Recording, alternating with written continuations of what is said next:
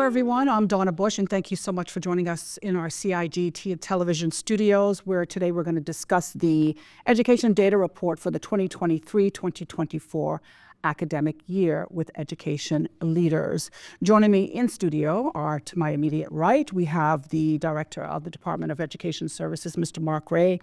The beautiful lady in the middle is Ms. Lynette Monteith. She's the Acting Chief Officer for the Ministry of Education. And next to her, we have Mr. Wingrove Hunt. He's the Senior Manager for Data Testing Services at the Department of Education Services. Thank you all for being here with us. First of all, we want to just get an idea of what we're going to be talking about today. Ms. Lynette, would you mind starting for us? Thanks, Donna. Thanks for having us. So today we're going to speak about the 2023-2024 data report. Education data report, and I'm going to say education data report. It's about public schools, and we'll speak a little later in this interview about the plans we have with regards to that. So we publish a data report each year, and it's primarily to inform the public about the status of the education system, and in this case, the public education system. We look at enrollment data, attendance, attainment, progress of our students in two main key stages. Key stage 2, that's the year 6 students going on to high school, and key stage 4 are year 11 and year 12 students. So these are important benchmarks for our students. Obviously, we would like to know where our students are at the end of primary, and certainly as they transition into tertiary education, what the state of their educational progress is. So this morning we'll bring you some highlights and speak about some interesting facts in the data report. Okay, Mr. Hunt, if you could provide us and the viewing and listening public with a preview of that data report that we're discussing. Okay. We, as Ms. Monty was saying earlier, we cover enrollment data for all schools, and we cover attainment data for only the public schools. So we have found that over last year, that what is happening in our system is that the enrollment is increasing over time. Since last 2022, we've increased our enrollment by about 10% points. So we're increasing significantly over time. We find that in terms of the attendance at school, this is particularly only for the public schools, that we are like 91% attendance. We had dropped significantly since the COVID experience, but now we are on the rise again, and we are hoping that we can meet the OES standards of 96 percentage points at some point in time. You want me to go on to the attendance data? Sure, yes, absolutely. We do have assessment data for our key stage 2, which is the year 6 in the primary schools. And we have the attainment data for key stage 4, which is the year 11 and the year 12. Our education system runs up to year 12, so we have both the year 11 and the year 12 data. So for key stage 2, we have 64 percentage points of our students in year 6 achieving the expected stammering, grammar, punctuation, and spelling. We have 54.9% achieving in reading, 43.5% in mathematics, 52.3% achieve it in writing, which is a moderated component of the key stage. And mark sure the key stage 2 exams is the same one that is done in the UK. So that's our performance at the moment. Those figures represent an increase over last year, significant increase over last year. So we are on track then to maybe next year to get the level that we will require, particularly in mathematics. Okay. In key stage 4, year 11, our percentage for year 11, for those people who are, the key things that we look at is English and mathematics for science. So 73.8% of our students achieve the expected standard in English, 47.2% achieve it in mathematics, and 78.5 achieve it in a single science. And for the year 12, which is a cumulative performance measure, we have 82.3% of our students achieving English, 68.9% achieving qualification in science, and 58.6 percentage points in mathematics. I think it's important for us to remember that our compulsory education system ends at year 12. Right. So when we start to think about the performance of the system, I think when we look at the attainment that we are seeing at year 12, that's an important metric that we have to use to evaluate how well our system is performing. Because if we're having high percentages of students leaving our system with certain levels of certification, I think we are not sitting on our laurels, definitely recognizing where there is need for additional improvement, but we're certainly seeing improvement in those trends. And there were some other questions I was going to ask after Mr. Hunt finishes up with his data. Then I'd like to ask additional questions as it relates to Key Stage 2, which is what, primary school, and then Key Stage 4, which is at the end of high school. Yeah. So the figures for 5 subjects is 77.9%, significant, and then 59.4% achieve our national benchmark, which is 5 or more subjects, including English and mathematics. Okay, awesome. So my other question relates to Key Stage 2, which is at the end of primary school. We see that the numbers are somewhat lower, much lower than year 12. What is the attainment for that area of improvement for those who are coming out of primary school? What's the goal? Well, the goal, we want to have a significant majority of our students attaining the standard. So we recognize we're seeing improved performances. Math is always our limiting factor. We recognize that, and we have, later on, we'll speak a bit about the initiatives and the various strategies that we're putting in place for mathematics attainment. But we have seen improvement in our reading and our writing components that are being assessed at Key Stage 2. So we recognize some growth over the previous year, but certainly not where we want to be, particularly with mathematics. Okay. All right. So my next question is to you, Mr. Ray. Can you discuss with us the changes that are being made to reporting this year? Absolutely. So one of the things that we did in previous years, previous reports, we reported on the entire cohort. So if we were looking at attainment in mathematics, English, and science, for example, we reported the percentage of students that passed those subject areas as compared to the entire cohort, whether or not they took the subject. That has value from a strategic and policy standpoint if we need to make decisions on whole system initiatives. Very important. But if we want to report on subject performance, if we want to report on how schools are doing, we recognize that it's important to also report by the cohort. So the actual number of sittings in a particular subject area. So if we are looking at the number of students that would have passed mathematics, we are doing that as a percentage of the students who took mathematics, as opposed to the entire cohort.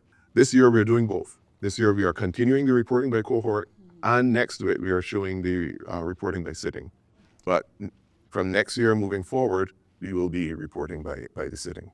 Okay. We will still have the cohort data, and we will still use it to make informed decisions. Okay. When you say cohort, for those out there who may not understand exactly what you're referring to. Sure, that would be the entire number of students in that particular year. Okay. Yeah.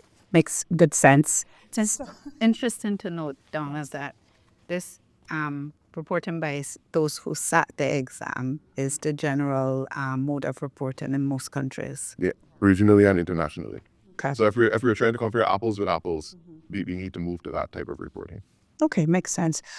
Ms. Lynette, can you highlight the importance of this data report and how it's utilized by not only the Ministry of Education, but the Department of Education Services as well for us? So thank you. So I mentioned at the beginning that the report and publishing the report is to make the public aware of the progress. So that is first and foremost the purpose of producing a data report. Certainly in-house, we would have the data. So we would analyze, and whether at a system level or at a school level, we would use that data. But it's very important for us to be able to inform the public as well as do our own analysis. And then also we get to celebrate our successes as well, right, in terms of highlighting our achievements against our regional counterparts, even international, and you hear a little bit more about that. So it's twofold. At the ministry level, obviously this analysis will lend itself to any further policy development and further strategy development. And then similarly, at the Department of Education Services level, it is about that school improvement and the what next. Yeah. If I can jump in here, Ms. Donna, as well, to speak a little bit about that regional and international comparison that we were speaking about. In the report, we have actually presented how our public schools are performing against the regional standard and also the international standard coming out of the UK. So in English language, for example, our public schools, we're at 76.7% pass rate. At the regional level, they're at 76.3%, so that's across the Caribbean, typically taken from those countries that are doing CXC examinations. And then in the UK, they're at 61.6% with their English language passes. Mathematics, we're at 46.6%. Regionally, the region is at 36.3%, and the UK is 59.6%. So we recognize there's work to be done there for sure. And in integrated science, we're at 78%, whereas the region is at 58% and the UK is at 57.1%. So we are seeing, when we start to look at those comparisons, that, like I said, while we are celebrating where we are seeing the improvements, we recognize there's work to be done, and I will continue to improve on our mathematics attainment. Okay. Any comparison with the year-to-year numbers that we could probably refer to here? Like, let's say the last report that was given compared to this one. Do we have any numbers to show where we have improved? And Yeah, so we do have that in the report. I don't have them here on my Post-it notes, but we do have that included in the report, and you can have a look and see, exactly how we're performing here and there. You actually do a five-year comparison in the report. The 5-year comparison shows that we are on a general positive trajectory. Sometimes you get an uneven bounce, and we always have to say before COVID and after COVID, because that transition, most examining boards did something different to what they would normally do. Right. So we usually move back to, say, 2019, which was just before COVID hit. And we found that if we measure from there, there's a positive trajectory in our performance across pretty much most subjects. So we are improving within the system in terms of what students are doing and achieving. Okay, Mr. Hunt, if you could just touch on the key trends that we've seen in data that's related to enrollment, attendance, attainment, and progress. I know you touched a little bit on it before, but can we go a little bit further, a little bit more in depth with the trends that we're actually seeing? Right. So as I indicated earlier with the attendance and so on, we are increasing. Again, if we go back to before COVID and after COVID, our average attendance at that time before COVID was about 94%. So we are dropped significantly to like in the 80s, and now we are start to grow again. So we are in the 90s, early 90s. So in terms of enrollment trends, we are improving, and attendance trends, we are increasing. I can't say definitively about the enrollment because that is other considerations in terms of this may be a little bit political, so I keep it there. But we are increasing in the public schools. We noticed that there's a slight dip in the enrollment for private schools, but our public schools are increasing in their enrollment. I don't want to say here what may be the reasons for that, but some people might say that there seems to be a slight preference by the numbers. We're just looking at the numbers. There's a slight preference these days for public school education. In terms of our attainment, at Key Stage 2, we're increasing. I think last year we talked about the fact that we introduced a new curriculum, and before we got the curriculum embedded, there was this disruption. But we're starting to grow. Within the last 3 years, we have grown at least 10 percentage points, which is significant over a 3-year period at the Key Stage 2 level. And at the Key Stage 4 level, In some areas, we are 10, 12 percentage points increase.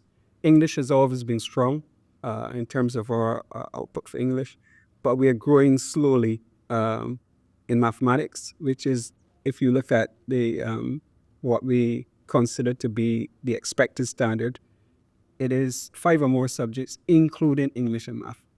We have students who get 8, 9, 10 subjects, but they don't seem to be able to achieve a qualification in math. So although we have a whole set of students who are over 5 subjects, because they have not been able to achieve a pass in mathematics, our overall statistics are low. So we have at least 2/3 of our students achieving 5 or more passes. If you include maths, that drops all the way down to about 40-something%. So you see the point I'm making, that Yes. our driver has to be, when we're raising the standards, to improve our performance in mathematics. And then we can start to say, hey, we are competitive across the world in terms of our overall achievements. It's very interesting that integrated sciences are like way up here, but mathematics is down here. Two almost go hand in hand a lot, right? Especially when it concerns career paths and all that sort of stuff. But anyway, go ahead, Mr. Ray, please. So I just wanted to add to what Mr. Bingrove was talking about with regard to where we are with mathematics. And then we look at year 12, which, as I mentioned before, would be our final year of compulsory education. We do see that mathematics attainment rising in the 50s. And I think it's important to mention that because we recognize that not everyone will get mathematics in one shot. So at year 12, where they add significant value through the Cayman Islands Further Education Center, CIFEC, and also the year 12 provision at Lehman Scott High School under BRAC, we see opportunities for additional resits, for example, so where students get another chance to take their mathematics examination. But we also introduce things like additional TVET programming. So children are taking, further certifications in construction, automotive, beauty therapy. I got a manicure last year from the students, paid $5. But they get a very authentic experience in terms of their educational provision at CIFEC. In addition to what they're doing at CIFEC itself, we also have a dual enrollment pathway for students who have the qualification to take on their A-levels or their associate degree at UCCI. And we've also introduced another pathway at UCCI where, in addition to the traditional core subjects that they would do for their associate degree, we have a TVET pathway where students who have the affinity and aptitude for TVET subjects can do further certifications at UCCI as well in that area. They can actually leave our system triply certified. They can leave with a high school diploma, they can leave with a UCCI certification, and with their TVET certification. So we are trying to make sure that we have multiple pathways available for our students as we move through the education life cycle in the government schools. Well, I'm a huge advocate for VOTEC schools because that's what I was doing when I attended school in New York before I moved back home. So huge fan of VOTEC programs and schools in general. So I think that's something that every parent should look at with their children who just are not able or interested in mainstream high school.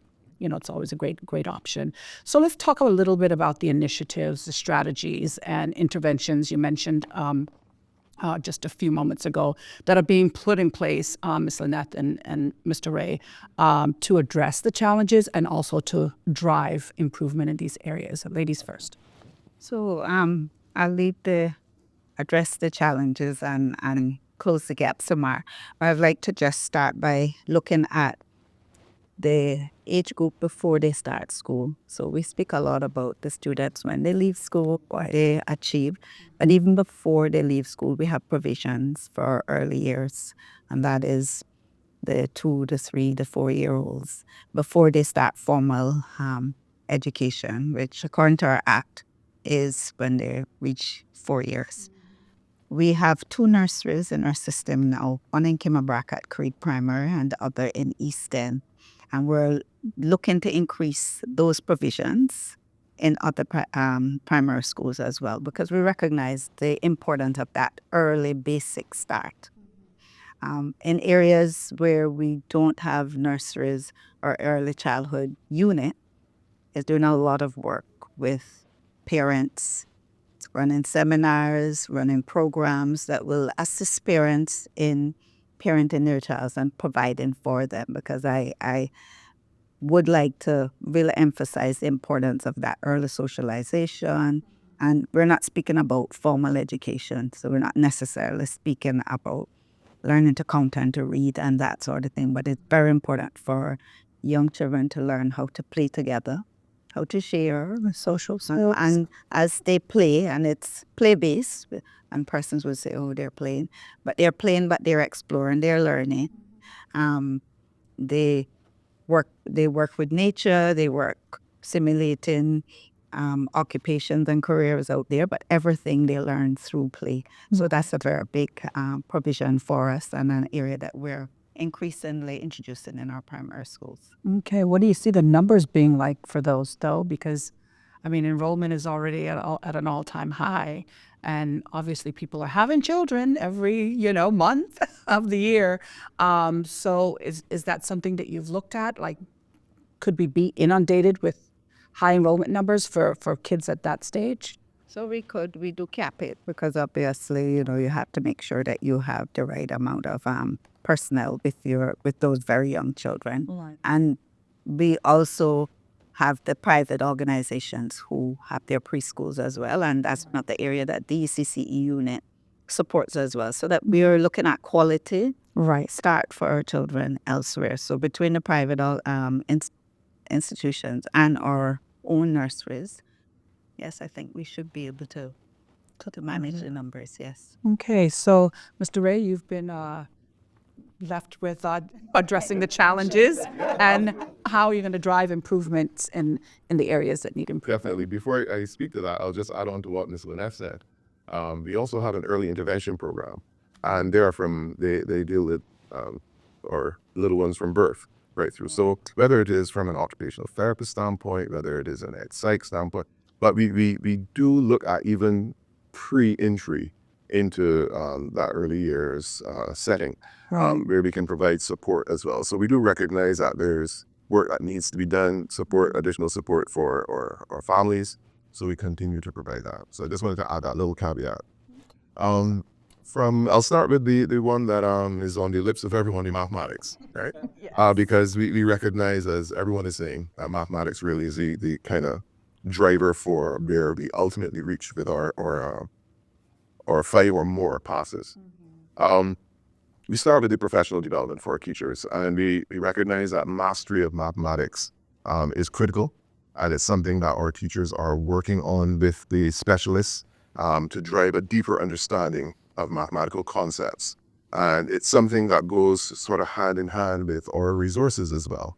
So we've looked at various resources, White Rose Mathematics. We have those materials kind of align very well with that mastery idea. So that isn't just surface level, and that philosophy of really drilling deep into the mathematics concepts. Interventions are a critical piece. So when we recognize that based on the scores, students need some additional work, we provide interventions in the form of individual or small group sessions. We have resources that like MathViz that students can utilize to do catch up.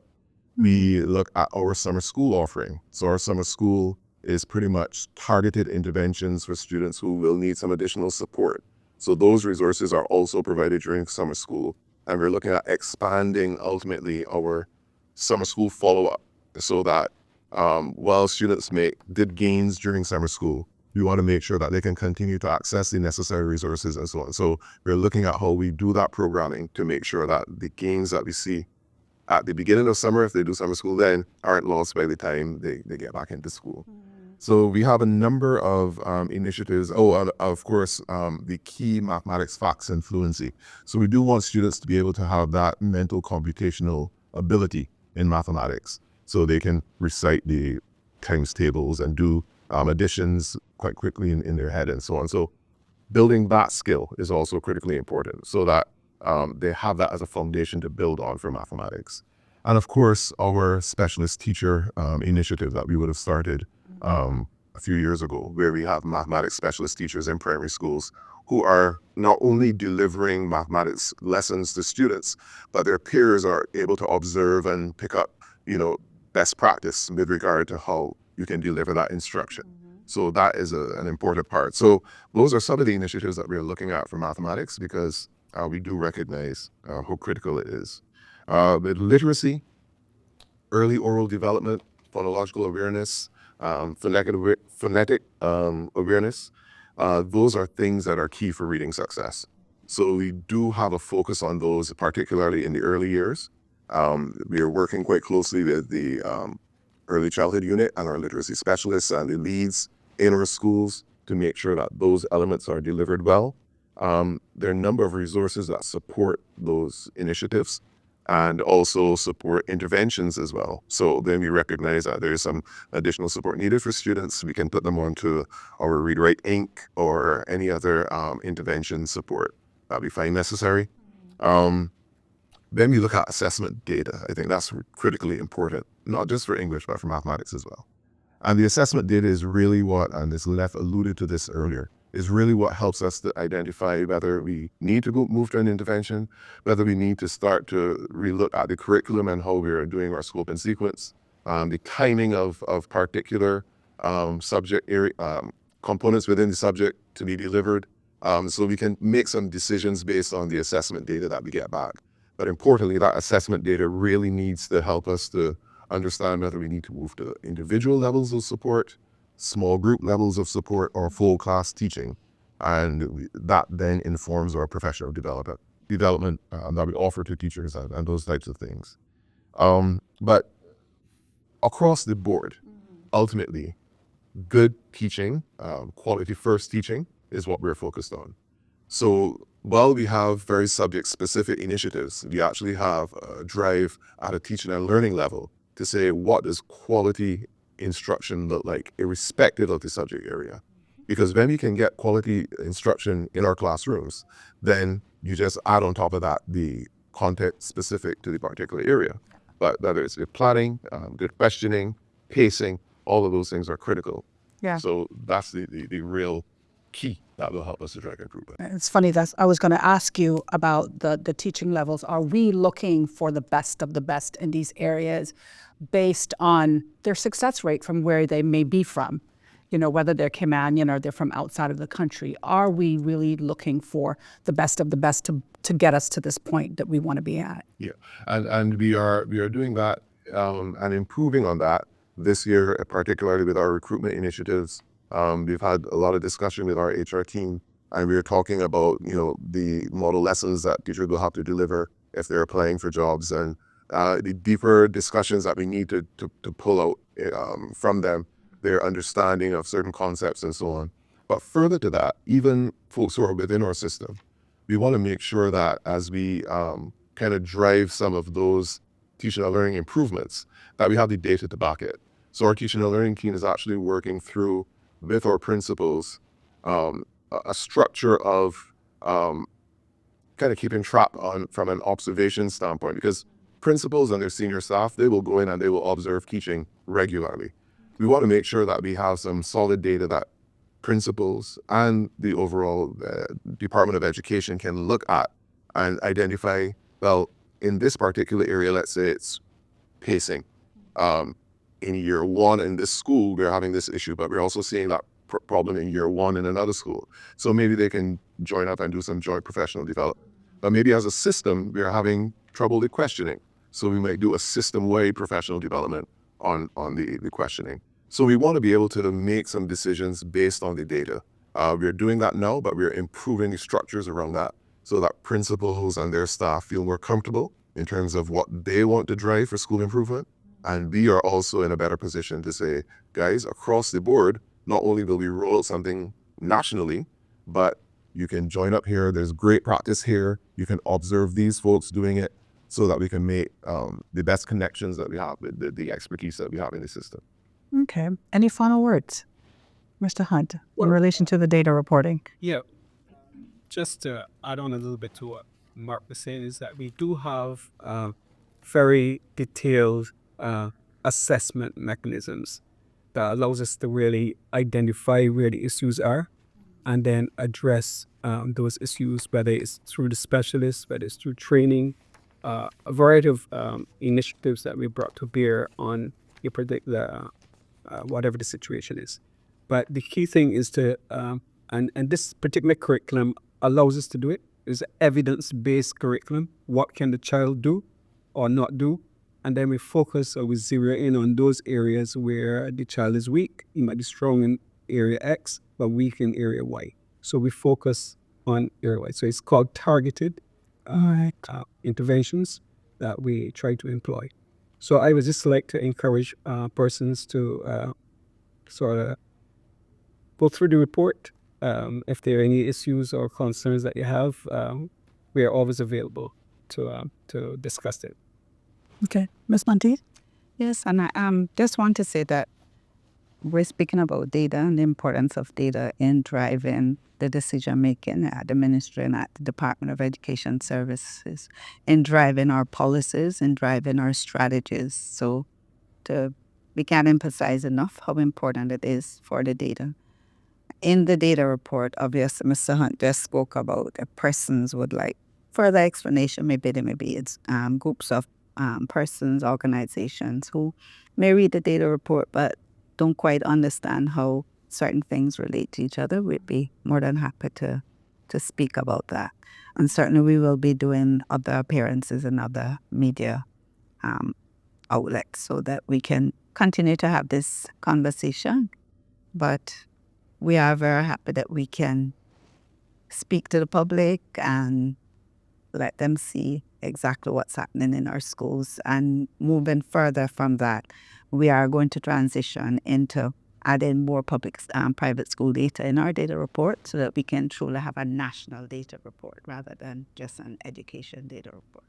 Okay, that's awesome. Mr. Ray, any final words from you? And then where can persons go as well, if you could just add that information to find and look at this report? And if they even want to reach out to each of you as individuals. Absolutely. So our data report will be published and it will be on our websites, the ministry's website, the Department of Education's website. They can always email us, our first name last name @gov.ky. You can find us very easily, and we're more than happy to fill in any areas for concern or any clarifications. But I just wanted to end by saying, this is a critical piece of work for us. We recognize, as everyone is saying, how important data is. But importantly, we recognize the impact it can have on a student's outcome. So at the end of the day, everything that we do is in an effort to provide the best possible outcomes for our young people. And ultimately, we want to see, as we add more private school data as well, we recognize there's expertise in the private schools, expertise in the public schools. We're going to join up more with our private school colleagues so that we can share information, share best practices, continue to work together. At the end of the day, while the OES judgment isn't the end-all and be-all, what OES is judging is the important thing, the quality of school improvement. So this data report helps us to make good decisions with regard to our school improvement journey. So we encourage everyone to take a look, delve into it, and reach out. You mentioned the OES. OES. Okay. The Office of Education Standards. We are so accustomed to operating the Yes, in higher education. But I know people will be out there scratching their head. What do they mean? All right, Mr. Ray, Ms. Monteith, and Mr. Hunt, thank you so much for being here with us today. And of course, to you, our viewers and our listeners out there, we thank you for joining us for this discussion with leaders in education here in the Cayman Islands as they discuss the education data report for the 2023-2024 academic year. I'm Donna Bush. Thanks for joining us.